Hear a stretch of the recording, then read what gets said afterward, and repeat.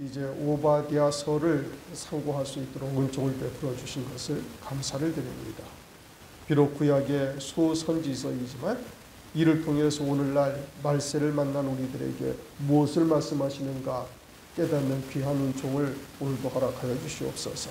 오직 진리의 성령께서 함께 하시고 인도하시고 역사하여 주시기를 원하옵고 예수 그리스도의 이름으로 감사하며 기도드립니다. 아멘. 오늘 이제 오바댜서를 읽었어요. 여러분들이 오바댜서를 보셔서 알겠지만 이건 한 장짜리의 성경이에요. 한 장짜리 성경에 요한 2서, 요한 3서, 그리고 유다서가 다 1장, 한 장으로 끝나요. 그런데 참 이렇게 한 장으로 끝나는 성경이 성경 66권 중에 한 권으로 이렇게 기록이 되고 그리고 이제 오늘날 우리들 하여금 읽게 하시는데 이제 이 말씀이 과연 무엇을 의미하는가를 우리가 볼 수 있어야 되는 겁니다. 오바댜서는 지금 에돔, 에서 족속에 대해서 말씀하시죠. 1절에도 주 여호와께서 에돔에 대하여 이같이 말씀하십니다. 에돔에 대해서 말씀하시고 이제 후반부에 가면은 이스라엘의 회복에 대해서 말씀하시네요.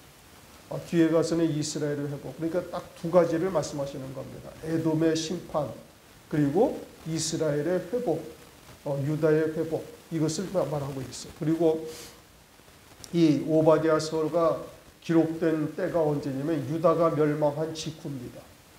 유다가 멸망한 직후에 그러니까 이제 이스라엘은 북쪽의 이스라엘은 유다가 멸망하기 한 150년 전에 이미 멸망했어요. 786년인가 기원전 BC 786년인가 멸망했고 730 얼마인가 그리고서 이제 남쪽의 유다가 기원전 500 몇십 년도에 멸망을 했어요. 그리고 나서 이제 그렇게 바벨론에 멸망하고 난 이후에 이 오바댜 선지자를 통해서 하나님께서 말씀을 주신 겁니다. 그리고서는 딱 두 가지만 말씀했죠. 두 가지 에돔과 이스라엘에 대해서 지금 오바댜 선지자를 통해서 말하고 있어요. 그런데 에돔은 에서 족속입니다. 에서 야곱과 에서입니다. 이삭이 아브라함의 아들이 이삭이고 이삭으로 말미암아 똑같이 쌍둥이가 났어요. 그렇죠? 리브가를 통해서 쌍둥이를 낳는데 장자가 누구였어요? 에서가 장자였고 차자가 야곱이었어요. 그러나 그들이 복중에 있을 때 하나님께서 뭐라고 말씀하셔요? 큰 자가 작은 자를 섬기리라 이렇게 말씀을 하셔요. 그러니까 하나님께서는 이미 장자권이 누구에게 예비가 되어져 있음을 말씀하셨어요? 야곱에게 이제 그와 같이 예비되어져 있음을 말씀하셔요. 그러면서 이제 복중에 있을 때 두 민족, 두 국민 이렇게 말씀을 하셔요.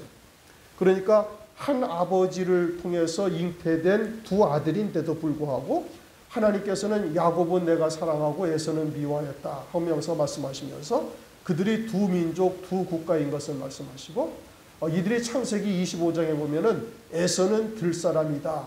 그리고 야곱은 종용하여 장막 안에 거하였다. 에서가 들사람이라는 것은 이제 생축이 될 수가 없는 것이죠. 주인이 없는 짐승과 같은 신앙이다. 그러니까 하나님의 자녀로서 하나님을 섬기는 온전한 중심으로 섬기는 자가 아니다. 이런 의미고 야곱은 종용하여 장막에 거한다. 창세기 25장 27절인가를 보면 그렇게 말씀하시고 종용하여 장막 안에 거하고 있다는 것은 늘 하나님 안에 있다. 다른 말로 하면 언약 안에 사는 자다. 이런 의미죠. 그러니까 야곱과 에서는 오늘날 우리 예수 믿는 자들의 다 신앙의 유형이 크게는 이 범주 안에 다 들어간다는 뜻인 겁니다. 하나는 하나님의 이름 아래서 그 아버지가 조상이 하나잖아요.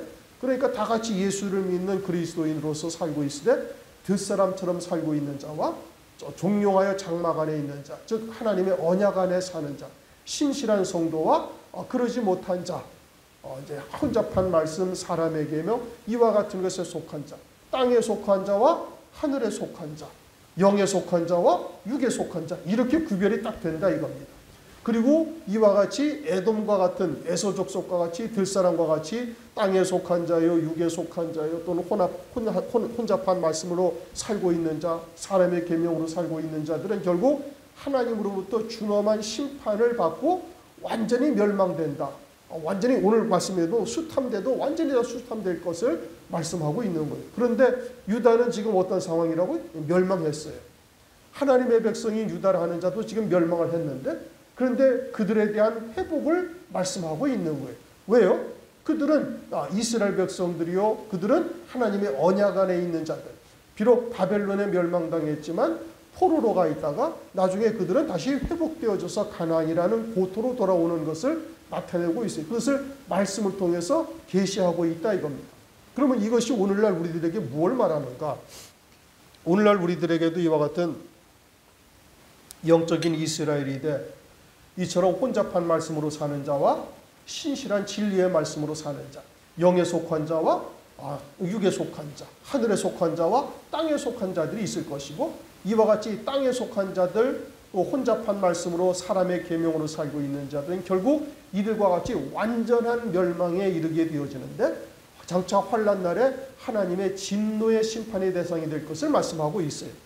비록 바벨론에 멸망당했지만 포로 생활을 통해서 정결함을 입은 유다, 언약 안에 있는 자들은 어떻게 돼? 다시 돌아와서 그 고토를 하나님께서 회복시킨다는 약속이에요. 그러면은 이것이 환난 날에 이처럼 음녀가 될 자들과 해를 입은 여자들이 있음을 우리가 요한계시록에서 말씀하고 있지 않습니까? 결국은 해를 입은 여자, 언약 안에 있는 자들은 하나님께서 그들은 사랑하셔서 그들은 다시 기업을 얻는 자들로 하나님께서 세우시는 것이고, 이처럼 혼잡한 말씀으로 들 사람처럼 하나님의 생축이 되지 못하는 이와 같은 자들, 땅에 속한 자요, 또 육에 속한 자요, 사람의 계명으로 살고 있는 자들은 결국 하나님으로부터 진노의 심판이 되어져서 심판을 받아서 완전한 진멸함을 받게 된다. 이것을 오늘날 우리에게 영적으로 계시를 하고 있는 겁니다.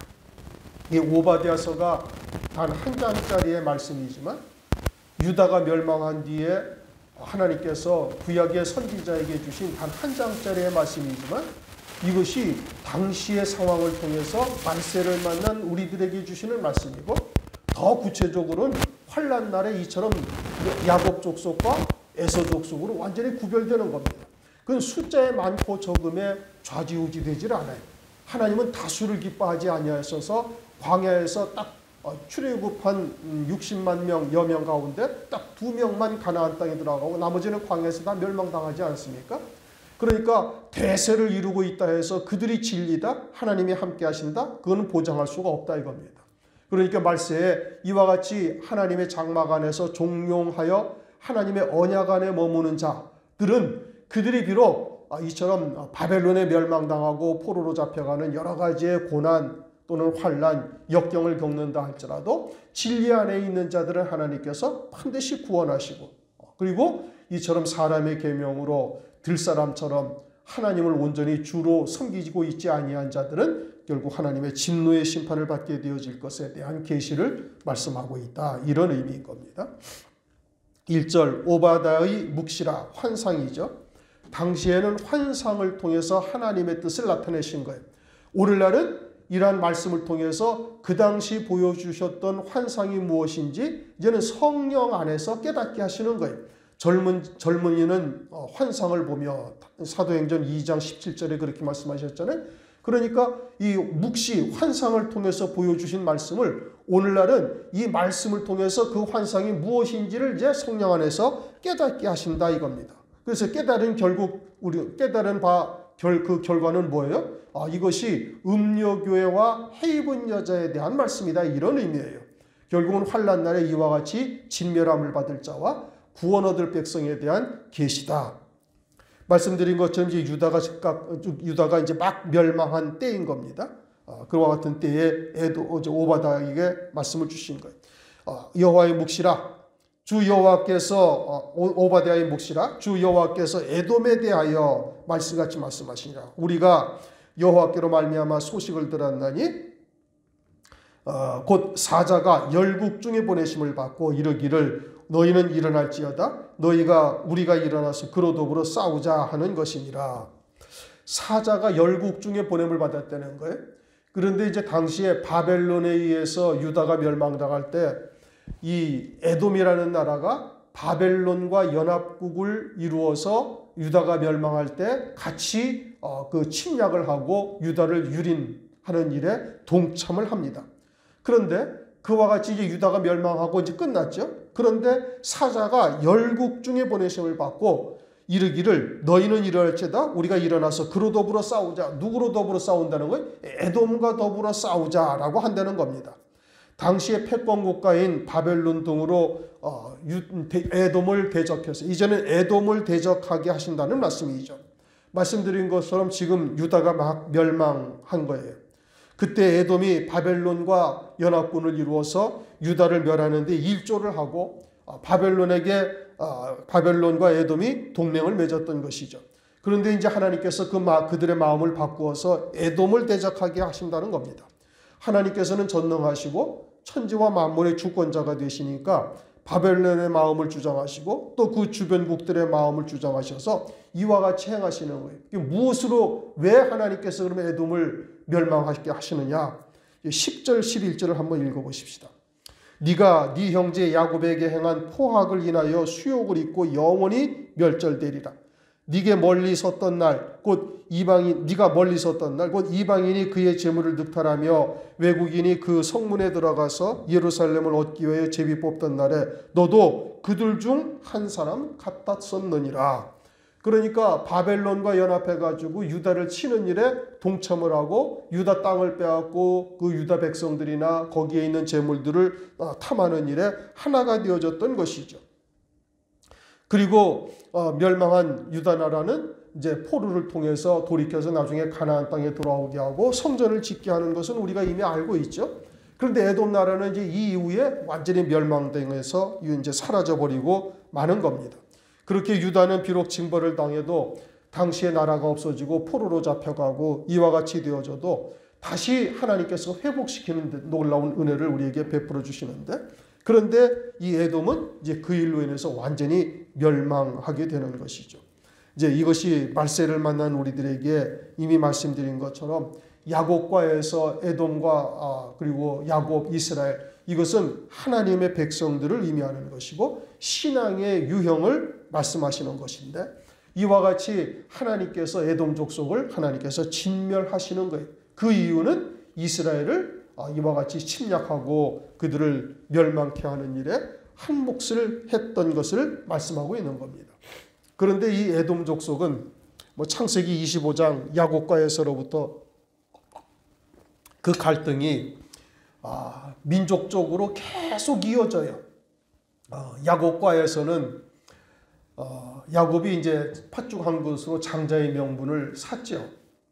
에서가 그것으로 속은 줄 알고 분통해가지고 하나님께 울며 회개하며 하나님께 장자의 복을 다시 돌려줄 것을 기도하고 하나님께 구했지만은 다시 회복받지를 못한 거예요.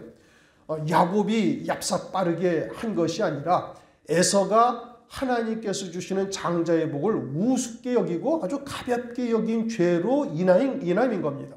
그리고 야곱은 하나님께서 애시당초부터 야곱을 하나님께서는 영적인 장자로 세우려고 하셨던 것이고 그에게 하나님께서 하나님의 기쁘신 뜻대로 그 뜻을 이루어 가는데, 이제 물론 야곱이 비열한 방법으로 장자권을 샀죠. 이제 그로 인해서 야곱도 사실은 라반의 집에 가서 거의 20년 동안을 추위를 무릅쓰고 잠을 자지 못하고 많은 고생을 하는 겁니다. 연단을 받는 것이죠.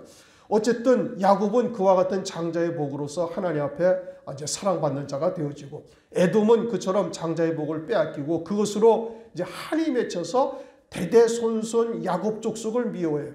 그래가지고 그 이후에 모세를 통해서 이스라엘 백성들이 출애굽을 하고 광야에서 가나안 땅으로 들어갈 때 이제 민수기 20장을 보면 가데스 바네아라는 곳에 이제 이스라엘 일행이 머물러요. 그래서 가나안 땅으로 들어가기 위해서는 에돔 족속의 땅을 지나야 되는데, 그래서 에돔 족속에게 미리 사자를 보내서 우리가 대로로만 갈 것이고 물을 먹는다 할지라도 물값을 내고 너희들에게는 아무 피해 없이 그냥 조용히 지나가게만 하겠다. 그러는데도 에돔 왕이 어떻게 해요?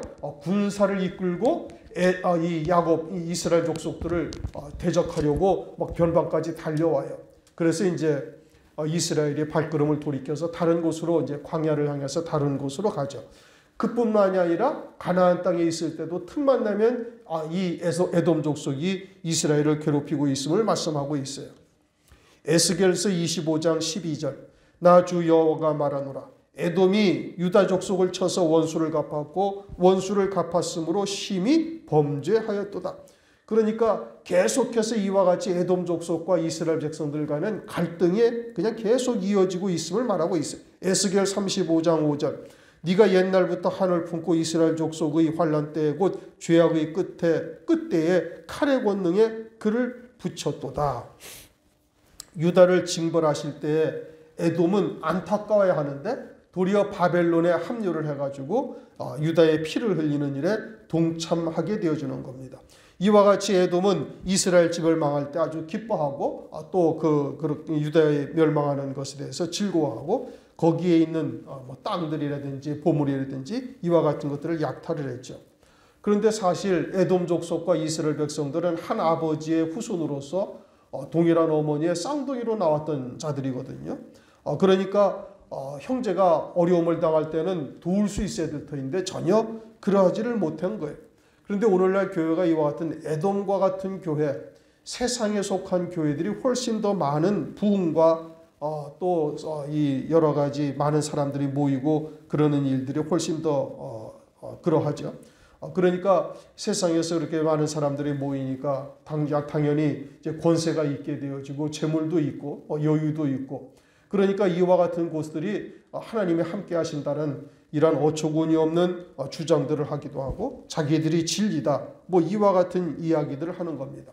장차 이와 같이 사람의 계명으로 살고 있는 자들은 환난 날에 적그리스도의 짐승표와 또 적그리스도를 경배하는 음료교회가 되어질 것을 이미 우리가 말씀을 통해서 이미 다 아는 바인 거예요.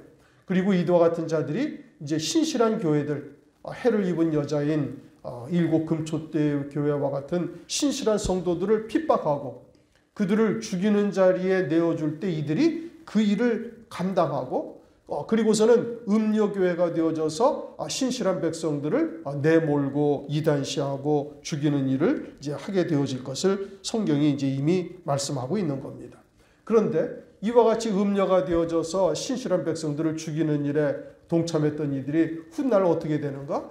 적그리스도로부터 도리어 또 그와 같이 미움을 받게 되어지고 하나님으로부터 진노의 심판을 받게 되어질 것을 말씀하고 있죠.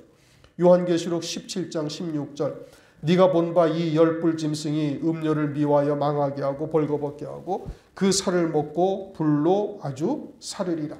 하나님의 진노의 심판이 있기 전에 적그리스도 짐승으로부터 또 이와 같이 미워하여 그 살을 먹고 불로 아주 사르리라. 에돔이 멸망하게 되어질 것을 또 말씀을 하고 있어요. 그렇게 해서도 또 남은 자가 있다면 하나님께서 이제 마지막 둘째 화와 셋째 화를 통해서 이들을 완전히 진멸당하게 되어지는 역사가 나타나게 되어지죠. 오늘날 이와 같이 에돔과 야곱, 에돔과 이스라엘을 통해서 마지막 환란의 때에 이와 같은 음료교회와 신실한 진리의 교회들이 이와 같은 갈등과 또 대적하는 역사, 죽이는 역사가 있을 것을 나타내고 있습니다. 2절 여호와께서 가라사대 내가 너를 열국 중에서 미약하게 하였으므로 네가 크게 멸시를 받느니라. 지금은 아직은 에돔이 이와 같이 주변 나라로부터 대적을 당하고 있질 않아요. 멸망당하기 전이에요. 그런데 크게 멸시를 받느니라 라고 하나님께서 이미 그와 같이 이루실 것을 확정하신 것처럼 이루어진 것처럼 말씀하시는데 이것은 하나님께서 이미 확정하셨다라는 얘기인 겁니다. 이제 그와 같이 하나님의 뜻이 정해졌다는 것을 말씀하고 있죠. 요한계시록 18장 2절에도 보면은 음료교회에 대해서 이미 무너졌도다 라고 말씀하시면서 그들이 이처럼 이 땅에서 완전히 진멸당할 것을 이미 과거 완료 형태로 이와 같이 말씀하시는데 그것은 하나님께서 멸망시키기로 확정하셨다라는 내용인 겁니다. 1절, 2절 내용이 그와 같은 내용이죠. 3절, 이제 어떻게 이제 그것을 구체적으로 말씀하시는 거예요? 바위 틈에 거하며 높은 산에 사는 자여, 네가 중심에 이르기를 누가 능히 나를 땅에 끌어내리겠느냐 하니 너희 중심의 교만이 너를 속였도다. 에돔 족속이 바위 틈에 거하며 높은 곳에 살고 있다 이겁니다. 붉은 바위 산 가운데서 요새를 만들어 놓고 살고 있다 이렇게 얘기를 하죠. 이 에돔 족속이 거하는 땅이 요단 서편의 오늘날 요르단이라는 땅에 이제 그와 같은 지역이 에돔 족속이 거하던 곳이에요. 오늘날은 이제 요르단이라는 나라가 요단강 동편에 거하고 있죠. 여러분 그 가운데 세계 7대 불가사의라는 페트라라는 붉은 성이 있어요. 바위산을 파가지고 조각 정으로 파서 마치 왕궁처럼 앞면만 이렇게 조각해 놓은 그 페트라라는 곳이 있는데 이와 같은 바위산을 보면 거기가 다 붉은 산입니다. 붉은 바위산이에요. 바위 덩어리로 되어 있는 이와 같은 산이에요. 그러니까 이 바위 틈에 거한다라는 것은 그와 같은 붉은 바위산에 거하는 에돔 족속이었다 이겁니다. 그러니까 감히 그곳을 쳐들어가서 그들을 멸망시키겠다, 그들을 하겠다. 누가 생각을 할 수가 없는 천연 요새와 같은 곳에 살고 있는 것이에요. 그러니까 이와 같은 천연 요새와 같은 곳에서 우리가 거처를 정하고 성읍을 만들고 있는데 누가 이곳을 쳐들어올 수가 있겠는가라고 교만으로 가득 차 있다 이겁니다. 그런데 하나님께서 이방 나라들을 다 동맹을 맺게 해가지고 이 나라를 이제 치고 그리고 이제 빼앗는 멸망시키는 역사가 나타나게 되어지는 것이죠. 이제 그와 같은 교만함, 중심의 교만이 너를 속였도다. 아주 자신들은 천연 요새와 같은 곳에서 자리하고 있으니까 절대 멸망하지 않으리라. 그리고 또 당시의 패권 국가인 바벨론, 기타 주변의 강한 나라들과 동맹을 맺고 연합군을 형성했었으니 그러니 마음이 든든하고 교만하다. 이제 하나님께서 이렇게 책망을 하시는 겁니다. 4절 네가 독수리처럼 높이 오르며 별 사이에 깃들일지라도 내가 거기서 너를 끌어내리리라. 나 여호와가 말하였노라. 아무리 요새 같은 곳에 있다 할지라도 하나님께서 멸하고자 하신다면은 그건 천지의 주권이 하나님께 있는데 하나님께서 멸하고자 하시는데 버틸 수 있는 나라가 어디 있겠어요. 그런데 이들은 그러한 하나님의 권능을 제대로 알고 있지를 못하는 것이죠. 앞에 아모스서에서도 범죄한 나라를 하나님께서 그 하나도 도망하지 못하리라 말씀하시면서 아모스서 9장 2절 이하에도 이렇게 말씀하셔요. 저희가 파고 음부에 들어갈지라도 내 손이 거기서 취하여 낼 것이요 하늘로 올라갈지라도 내가 거기서 취하여 내려올 것이며 갈멜산 꼭대기에 숨을지라도 내가 거기서 찾아낼 것이요 내 눈을 피하여 바다 밑에 숨을지라도 내가 거기서 뱀을 명하여 물게 할 것이요 그 원수 앞에 사로잡혀 갈지라도 내가 거기서 칼을 명하여 살육하게 할 것이라. 내가 저희에게 주목하여 화를 내리고 복을 내리지 아니하리라 하시니라. 그러니 하나님께서 뜻하신 바가 있어서 멸하겠다라고 말씀하시면은 그 어느 누구라도 그 자리에서 피할 수가 없이 하나님의 진멸함을 받을 수밖에 없음을 말씀하고 있죠. 지금 에돔이 그러하다는 얘기고 장차 이와 같이 들짐승과 같은 신앙으로 살고 있는 음녀교회 큰 성 바벨론이 이와 같이 멸망되어질 것을 말씀합니다. 5절 혹시 도적이 네게 이르렀으며 강도가 밤중에 이르렀을지라도 그 마음에 만족하게 취하면 그치지 아니하였겠느냐.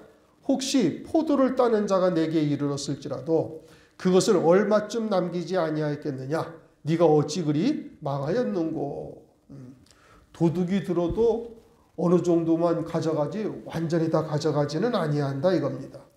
또 포도밭에 누가 들어가서 취한다 할지라도 남겨두지 않겠는가. 그런데 하나님께서는 조금도 남겨두지 아니하고 완전히 진멸하시겠다 이 뜻인 겁니다. 누구를? 에돔을 그러하게 했다는 거예요. 왜요? 형제를 미워하고 형제를 잔해하는 일에 동참했으니 그 죄가 심히 크다라는 것을 말씀하고 있는 것이죠. 오늘날 우리들도 이처럼 환난 날에 음녀교회가 될 자들이 결국은 형제를 미워하고 형제를 죽이는 자리에 내어주는 역사를 행하고 하나님으로부터 진노의 심판을 받는데 단 한 명도 한 사람도 살아남지 못하고 완전한 진멸함을 당하게 되어진다. 이것을 우리가 이제 요한계시록을 통해서 아는 바죠. 지금 이 에돔 족속에 대한 하나님의 진노의 심판이 또한 그러하다라는 것을 말씀하고 있어요.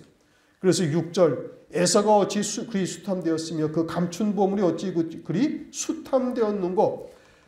바위 틈에 감추었을지라도 하나님께서 다 찾아내가지고 빼앗기게 하시리라 라는 겁니다. 하나님께서 이와 같이 멸하려 하신다면 그 어느 것도 하나 숨을 수도 없고 남길 수도 없고 철저하게 유린당하게 하시겠다 이겁니다. 7절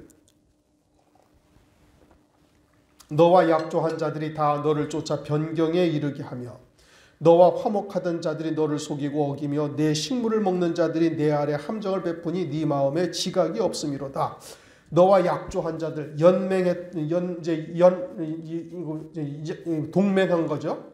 이제 바벨론이 그러하였고 그 주변 나라들도 함께 다 동맹하여 연합군이 되어져서 유다를 쳤던 겁니다.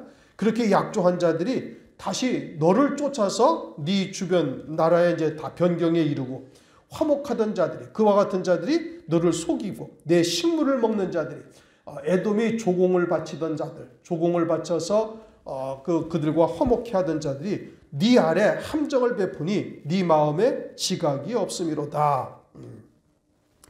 깨닫지 못하고 이와 같이 이제 그들에게 당하게 되어질 것을 말씀하는 것인데 하나님께서는 애굽 왕 바로의 마음을 강팍해 하신다 이렇게 말씀하시잖아요.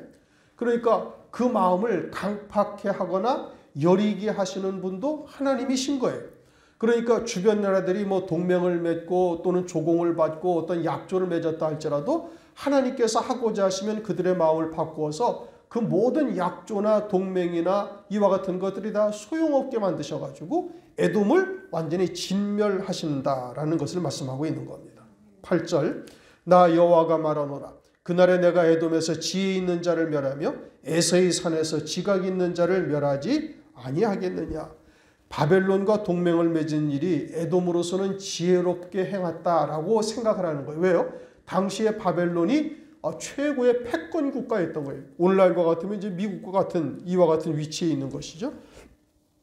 그러니까 그로부터 이제 보장을 받았던 것이고 이제 그것은 이제 세상의 지혜죠. 인간의 지혜인 겁니다.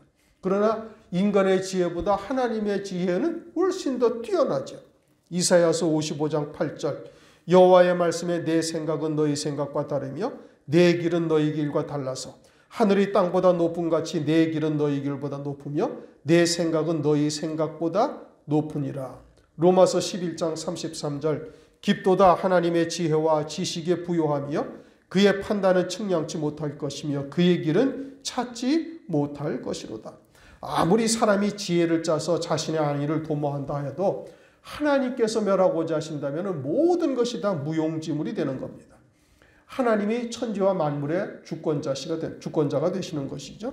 하나님 말이 우리의 피난처요 또 우리를 구원하신 반석이요 우리의 요새가 되시는 겁니다.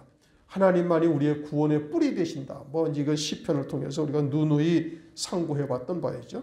9절 드만아 내 용사들이 놀랄 것이라. 드만이라는 곳은 에돔의 수도인 겁니다. 그곳에 이제 지혜자들이 많이 거두어진 것이죠. 그런데 드만아 내 용사들이 놀랄 것이라. 이로 인하여 에서의 산의 거민이 살육을 당하여 다 멸절되리라. 이제 자기들로서는 지혜롭게 행하였다. 또 그냥 붉은 바위 산에 요새를 만들어서 그곳에서 안전하게 거하고 있다. 또 바벨론과 같은 패권국가 이미 동맹을 맺었으니 이제는 이제 그냥 안전하리라. 이제 이렇게 했던 것이죠. 그런데 하나님께서 뜻하신 바가 되어지니 이제 철저히 멸망하게 되어지는데 에서의 산의 거민이 살육을 당하여 다 멸절되리라. 완전히 진멸함을 받게 되어질 것을 말씀하고 있어요. 그리고 에돔 족속은 이와 같이 하나님의 진멸함에 이제 받아서 오늘날은 에돔이라는 나라 자체가 성경에 이 세상에 존재하지 않습니다. 이스라엘이라는 나라는 다시 회복이 됐잖아요.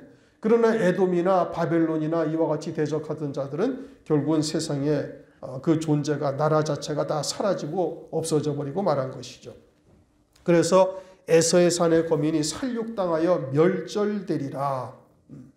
이게 완전히 진멸함을 받는 겁니다. 그러나 이제 이 후반부에 가면은 이스라엘은 다시 회복되어질 것에 대해서 하나님께서 말씀하시고 그 말씀하신 대로 유다의 남은 자들이 바벨론 포로 생활을 통해서 정결함을 입고 이제 이 성전을 짓죠. 성전을 짓고 이제 하나님을 섬기는 백성들로 돌아오게 되어져요. 그러나 에돔 족속은 완전히 진멸함을 받게 되어지는 겁니다. 그 유다 족속이 그와 같이 돌아오게 되어진 이유는 하나님의 언약으로 말미암아 이루어진 역사인 겁니다. 우리가 마태복음 1장 1절을 자주 거론하는데 마태복음 1장 1절은 하나님의 언약 안에 사는 자를 계시하고 있는 것이고 이와 같이 하나님의 언약 안에 사는 자가 하나님의 뜻을 통해서 하나님의 뜻을 이루는 이와 같은 역사에 이제 믿음으로 하나가 되어져서 그러한 하나님의 뜻을 이루는 도구로서 쓰임받는 역사가 나타나게 되어지는 것이죠. 그러므로 하나님의 언약의 말씀이 있는가? 과연 진리의 말씀이 있는가? 그 말씀을 믿는 믿음으로 사는 자가 되어졌다면 세상이 요동을 하고 어떠하다 할지라도 하나님의 말씀은 반드시 이 땅에서 그대로 이루어지게 되어지는 겁니다. 그러므로 우리가 그런 하나님의 언약의 말씀에 붙들린 자가 되어져야 되는 것이고 이처럼 에돔 족속과 같이 육에 속한 땅에 속한 자 또는 혼잡한 말씀으로 사는 자들은 이들은 하나님으로부터 이처럼 진노의 심판의 대상이 되어질 것을 나타내시고 있는 겁니다. 특별히 이 마지막 때 우리가 하나님께서 우리에게 행하신 우리에게 약속하신 그 언약의 말씀을 우리가 잘 유념하여 기억하고 더더군다나 이제 말세 지말이요 주의 재림이 심히 가까운 때를 살고 있으니까 더욱 유념하여 그와 같은 믿음의 자리에 굳게 서서 끝까지 남은 자가 되시기를 주님의 이름으로 축원합니다. 기도하겠습니다. 하나님 아버지 감사합니다. 오늘 오바댜서를 통해서 이 말씀이 에돔의 심판을 말씀하고 있음을 상고하게 하시고 이것이 구약에 기록된 에돔 족속에 대한 말씀이 아니라 오늘날 교회 안에 이와 같은 에돔의 신앙을 갖고 있는 자들이 이처럼 진멸함을 받게 되어질 것을 나타내신 것을 깨닫게 하심을 감사를 드립니다. 우리는 과연 언약 안에 있는지 우리 스스로를 다시 한번 돌아보게 하시고 그 언약의 말씀을 다시 한번 굳게 붙잡고 또 믿음으로 하나 되어져서 끝까지 그 신앙의 정절을 지키는 저희들 되도록 은혜 위에 은혜를 더하여 주시옵소서. 감사와 찬양을 드리옵고 예수 그리스도의 이름으로 기도드리옵나이다. 아멘.